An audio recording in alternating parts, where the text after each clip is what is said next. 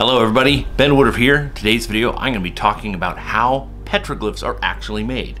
Now petroglyphs are a type of rock art, and there's two main types of rock art. There are pictographs, which are painted onto the rock using earth pigments. These are more rare and they don't last as long. And of course, then there are petroglyphs. Petroglyphs are chiseled into the rock.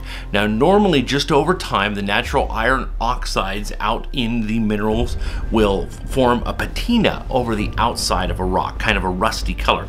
And by pecking through, you can get to the lighter rock underneath and make a very distinct image.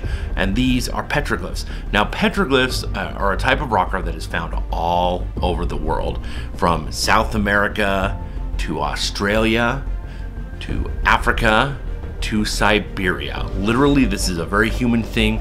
We've done this since the dawn of time. We've even done this inside of caves. But this video is not about that. This video is how these things are actually made. There's a lot of armchair archaeologists out there who just kind of guess and kind of spitball, but we're going to take a look at how these are actually made.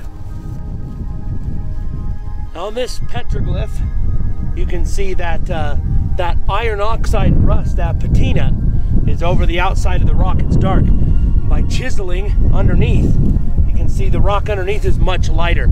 So they're just chiseling to get away that outer patina coating. It's a beautiful petroglyph. Looking at this petroglyph from a distance, it seems very concentric and concise. But on closer inspection, you can see the actual peck marks or chisel marks that really define every petroglyph you see. This across the board seems to be the technique for removing that outer patina. So how exactly did they do it? Well, I've taken a couple of rocks here. These are raw stone with a nice coating of iron oxide patina on the outside. Perfect for practicing on. One of the first techniques that's often suggested is to carve or scrape the rock away with a sharp stone. This seems to do the trick, but as you can see, you're not actually carving the rock deeply enough to leave a lasting mark on the stone itself.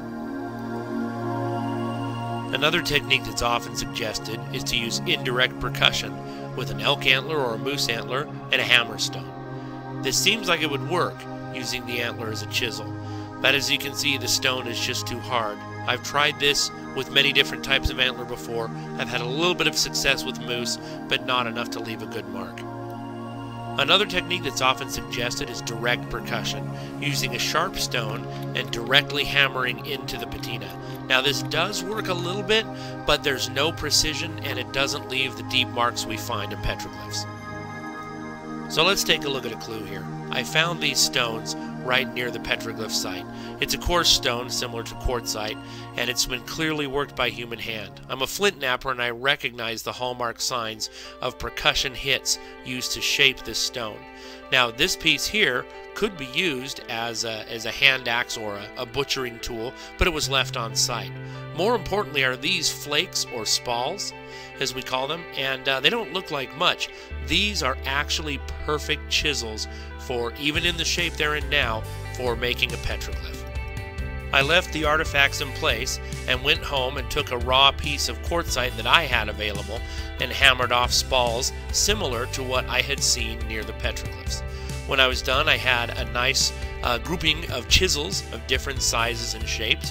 And even this square chisel, this was one of my most useful ones. I took one of the sharp edges, ground it down.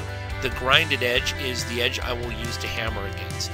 Now armed with a stone chisel and a hammer stone, I was ready to go to work. Now, this chisel technique you would think would shatter that flake, but you can see it's doing a brilliant job of clearing the patina down to the lighter rock underneath. I started leaving a second mark. My chisel split, but it lasted still the whole rest of the time. At first I was just leaving grooves to demonstrate, but then I decided to make a bighorn sheep, as this is an image that is commonly found in petroglyphs. Once I got to this point, I decided to clear the dark patina away from the body itself to lighten things up. Things were looking good, but I decided to pour some water over the top to give you a better idea of just how much stone I had cleared away in only about 20 minutes of work. This simple technique of using a stone chisel and a hammer stone has been used successfully for thousands of years all over the world. It only took me 3 small chisels to do this work. Well, I hope you enjoyed that video. I hope you learned a thing or two. If you haven't already, if you could hit subscribe, I very much appreciate it. And as always, remember, life is an adventure. So always keep learning and always keep exploring. See you next time.